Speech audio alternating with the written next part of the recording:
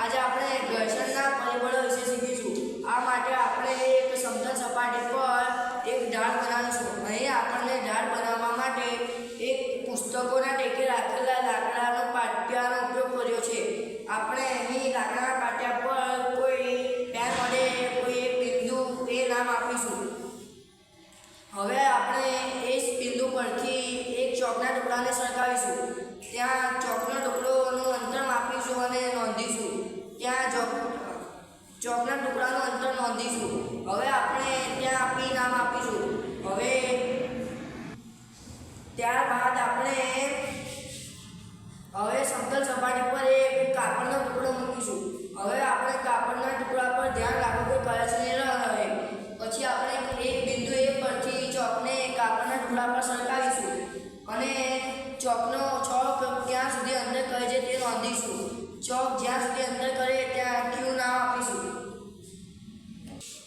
ત્યારબાદ આપણે સમતલ સપાટી પર એક કાપડનો ટુકડો મૂકીશું।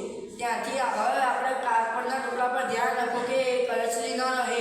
હવે આપણે બિંદુ એ પરથી એક ચોકનો ટુકડો નાખીશું। ચોકનો ટુકડો જ્યાં સુધી અંદર કરે છે ત્યાં આપણે ધ્યાનથી નોંધીશું અને ત્યાં ક્યુ નામ આપીશું। હવે આપણે સમતલ સપાટી પર રેતનું એક પાતળું સ્તર લગાવીશું અને ત્યાંથી આપણે બિંદુ એ પરથી ચોકને ધીમેથી સરકાવીશું। ચોક જ્યાં સુધી ગતિ કરે ત્યાં આપણે આ નામ આપીશું। આ ત્રણેય પ્રવૃત્તિ દરમિયાન ઢાળ એક સરખો રાખવો જોઈએ। આપણે અત્યાર સુધી જોયું કે સમતલ સપાટી પર કપાયેલ અંતર પીનું માપ સૌથી વધારે છે અને રેતના સ્તર પર કપાયેલ આરનું માપ સૌથી ઓછું છે। આ પરથી સાબિત થાય છે કે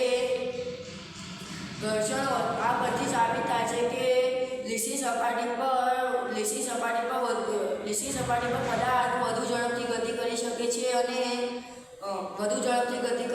છે અને જે સપાટી પર ખરબચડા પડવું રહેલું હોય ત્યાં પદાર્થ ઓછી ઝડપે ગતિ કરે છે।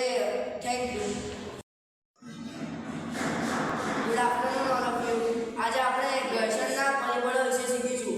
આ માટે આપણે એક સમતલ સપાટી પર એક ઢાળ બનાવીશું। અહીં આપણને ઢાળ બનાવવા માટે એક પુસ્તકોના